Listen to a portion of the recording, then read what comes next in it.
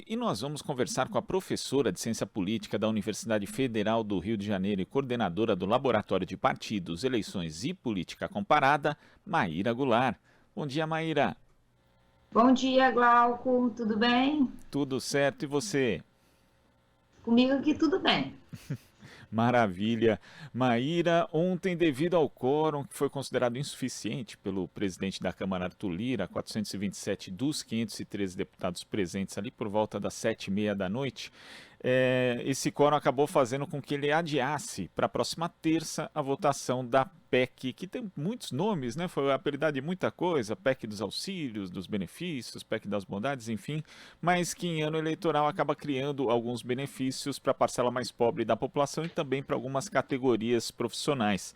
E o que ensaiava ser um atropelo do governo, até pelo que aconteceu no Senado, acabou terminando com esse revés. Como é que você viu esse adiamento, Maíra? Olha, eu vejo de uma maneira bem interessante, dada a importância dessa PEC. Saiu uma pesquisa ontem do Datafolha que consolida um cenário que a gente já conversou das outras vezes, né?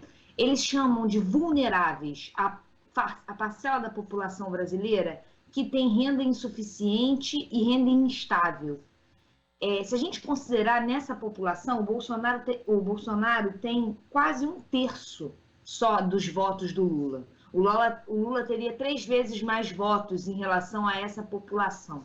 O que isso nos diz, né? Diz que o perfil, se a gente for pensar em termos de perfil do eleitor, do Lula e do Bolsonaro, a discrepância é uma discrepância de renda e de percepção em relação à renda.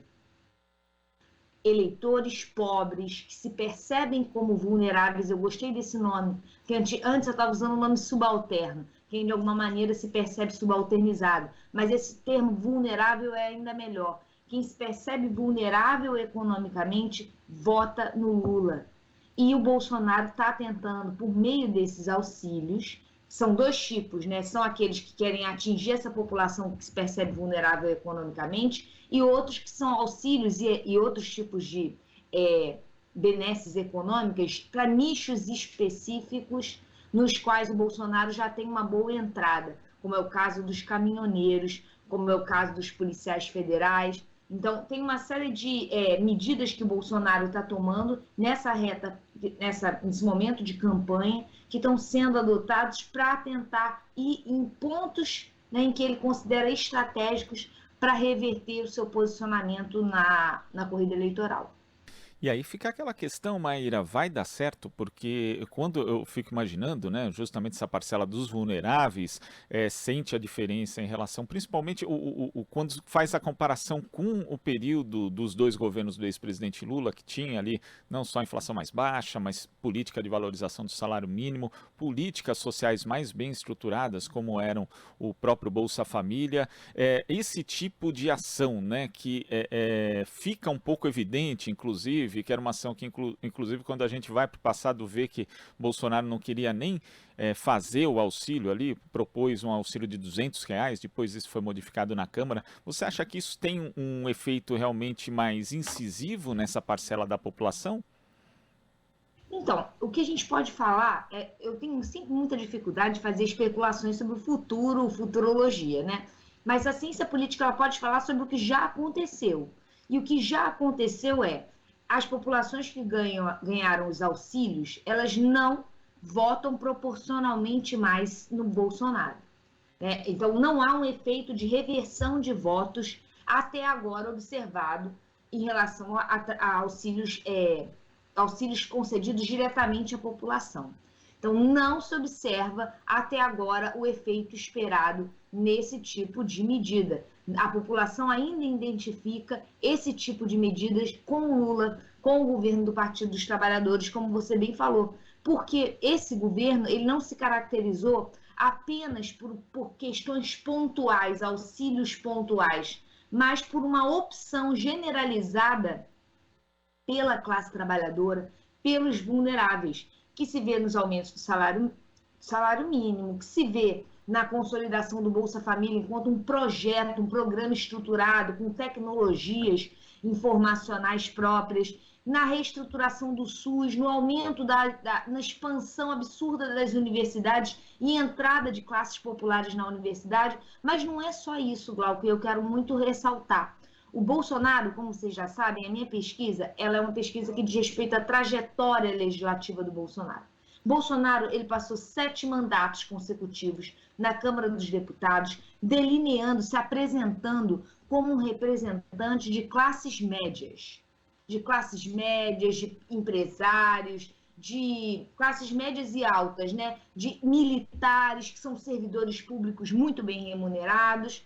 Então, é difícil reverter essa consolidação do Bolsonaro como alguém que se identifica e é capaz de identificar segmentos da classe média em seu discurso, e é isso que a gente vê nas pesquisas de opinião, né? As pessoas que se identificam como classe média, nessa pesquisa que saiu ontem, como estáveis. A estabilidade é uma variável muito importante sobre a percepção de renda. Se você tem pelo menos o mínimo, né, ou a garantia de que você vai manter a sua qualidade de vida no curto prazo, você se considera, você é uma pessoa que percebe a sua economia como estável e, portanto, se identifica com valores e simbologia da classe média, você tende a votar no Bolsonaro. Então, é difícil reverter esse perfil identitário. A gente está falando de identificação, de identidade.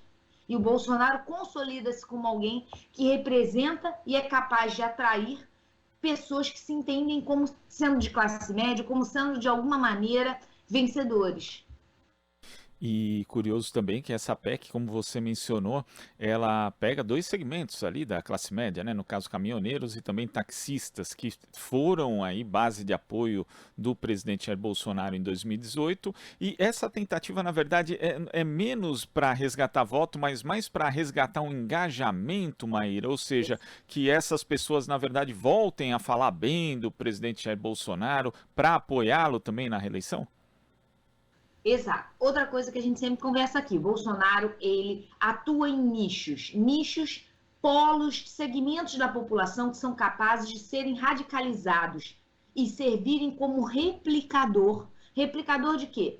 Da campanha e das fake news, que são uma peça, eu vi que vocês estavam conversando antes sobre fake news, um elemento estruturante da campanha do Bolsonaro, da consolidação do apoio do Bolsonaro, são essas bolhas de dissonância cognitiva que reverberam fake news. E nessa estratégia é fundamental que o apoiador funcione como uma correia de transmissão, como um replicador da mensagem. E para isso ele precisa manter um grupo de seguidores radicalizados, mobilizados. É nesse sentido que ele sempre faz essas sinalizações. Ao longo do governo foi a mesma coisa. Sinalizações nichadas.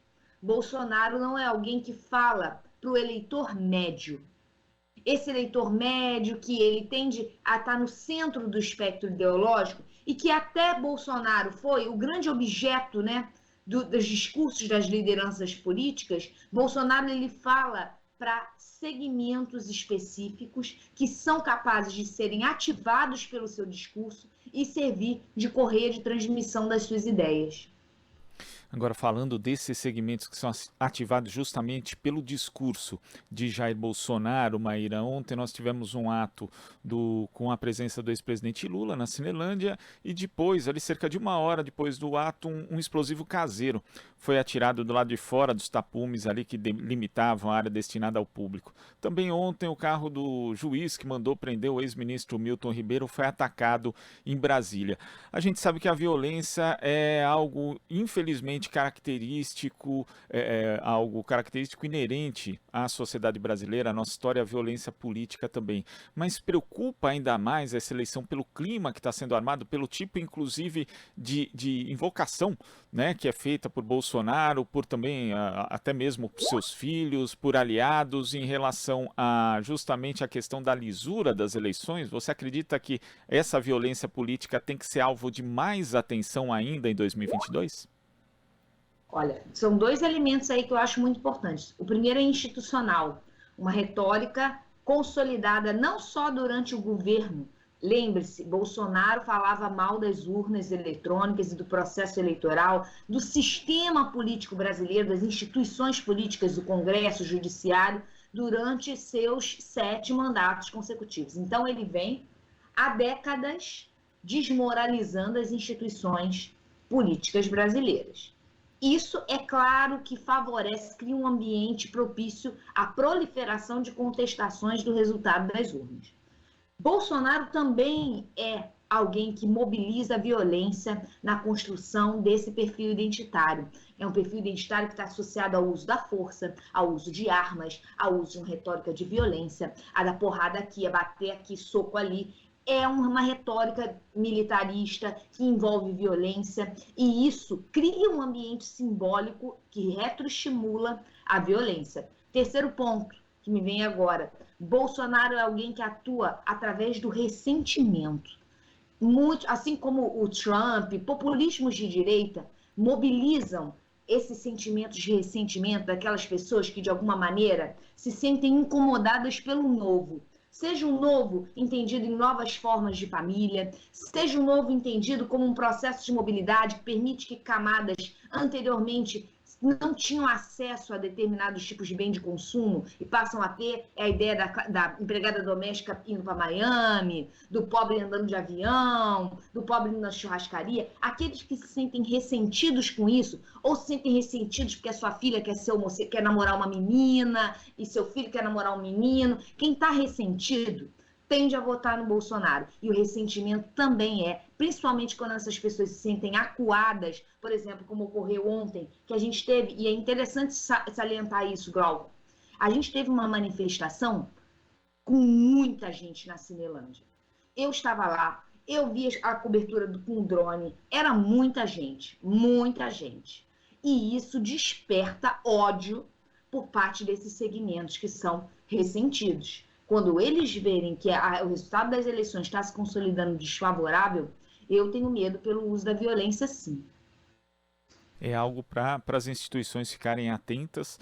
E falando ainda desse ato, né, que como você disse, Maíra, foi muito grande, muito expressivo, tem também uma questão política do Rio de Janeiro ali. O ex-presidente Lula começou falando o seguinte, Maíra: era preciso acabar com as dúvidas, com rumores aqui no Rio. Queriam desmarcar o ato, eu não quis. Eu não tenho nada contra ninguém, mas aqui no Rio quem apoio é Marcelo Freixo.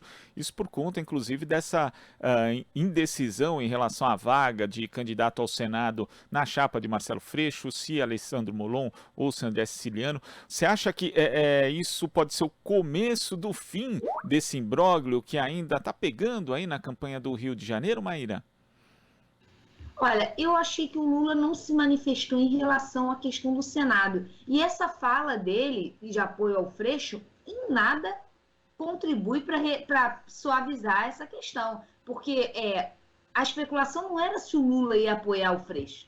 A especulação é se o PT vai continuar exigindo o apoio à candidatura do Siciliano, que havia se movimentado ao longo da semana. O Siciliano ele se caracteriza por isso, né, por uma capacidade de articulação. Eu gosto de lembrar que ele foi um presidente, eu dou aula na Assembleia Legislativa do Rio, e ele foi um presidente que ele é adorado pelos deputados, porque ele institui uma série de questões institucionais mesmo que facilitam o trânsito na Alerj e tal.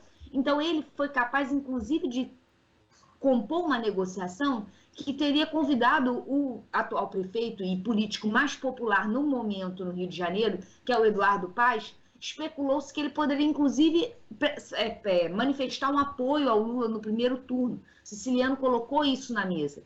Mas esse impasse em relação ao Molon se dá muito pela negativa de Molon em retirar sua própria candidatura. Não acho que o ato foi muito bem sucedido ontem, mas eu não acho que nesse tocante ele de fato teria contribuído para resolver esse problema. Posso estar enganada, mas a minha impressão de quem estava lá, de quem ouviu os discursos, eu não ouvi muita coisa em relação a isso. Eu achei interessante, sim, que o presidente Lula falou de Rio de Janeiro. E aí ele começa uma parte do discurso dele falando o seguinte: olha, eu posso não ser o melhor candidato, mas com certeza, melhor do que o Bolsonaro foi para o Rio de Janeiro, eu serei. Então, eu acho que ele foi muito contundente na contestação do bolsonarismo, inclusive com alguns dados bem interessantes sobre o preço do petróleo. Isso eu acho muito bom da gente ressaltar também. O presidente Lula ele falou em números, ele falou o seguinte: olha, eu em 2008 tinha o petróleo em preços internacionais sendo vendidos a $140. a gasolina na bomba era R$ 2,50. Aí eu fui pesquisar na internet quanto daria isso em preços corrigidos da inflação. Não consegui achar o preço do barril corrigido para a inflação, mas o preço do gasolina na bomba seria R$ 4,55. O petróleo hoje, o barril, que está no guerra na Ucrânia, bababá, o barril hoje é $110. É menos do que era em 2008, quando a gasolina na bomba estava R$ 2,55, com valores corrigidos da inflação, R$ 4,55. Hoje a gasolina, até essa medida super eleitoreira, que tem vigência para acabar, estava R$ 7,40 na bomba, às vezes mais, R$ 7,70, com um preço de barril mais baixo. O Lula bateu nessa tecla. Essa tecla é muito boa. É assim, olha, essa questão que a gente está vivendo agora, com fome, com escalada de preços, isso é má gestão. Não adianta culpar o cenário internacional. É má gestão. Não existe mágica, porque a Petrobras não dá para mudar, porque não sei o quê. Isso é má gestão. E eu achei que o Lula foi muito eficaz ao sobressaltar isso. Então, assim, o que eu quero dizer é, sobre Rio de Janeiro, sobre essa querela Ceciliano Molon, eu não acho que ele contribuiu muito, mas para deixar bem claro para o eleitor carioca do que se está falando, eu acho que a fala dele foi bem contundente. E não só dele, né, Maíra? Porque eu vi também um trecho do discurso do vice Geraldo Alckmin também falando da Comperj, falando da indústria naval, da indústria petroquímica, ou seja, os dois ali afinados também nessa questão do emprego, né? Porque a Petrobras é muito significativa em termos de criação de empregos de forma direta, mas também indireta. A gente viu isso ali 2008, 2009, de como a empresa foi integrada no projeto de desenvolvimento que conseguiu aí ressuscitar a indústria naval brasileira. Então isso também é algo que chama as pessoas, né? Isso faz sentido principalmente para a população do Rio. Sim, o discurso foi um discurso centrado em 2 pontos, né? Primeiro, no ponto econômico.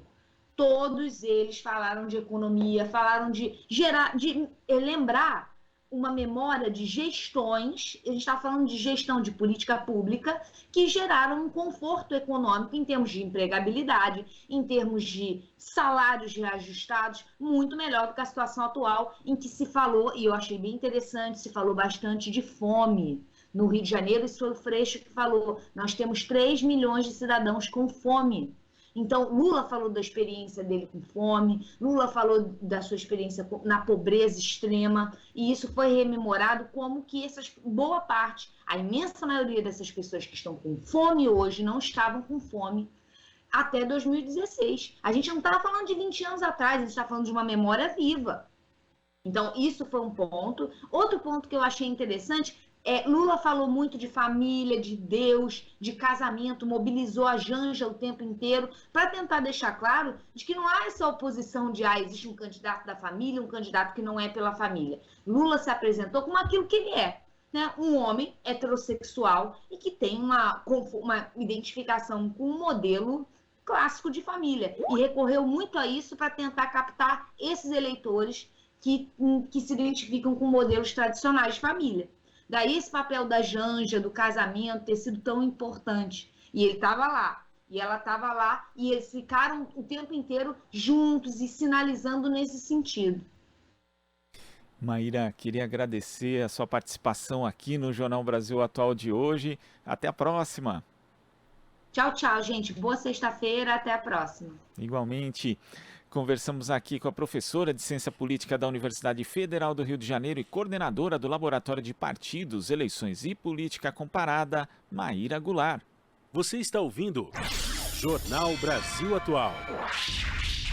As notícias que os outros não dão.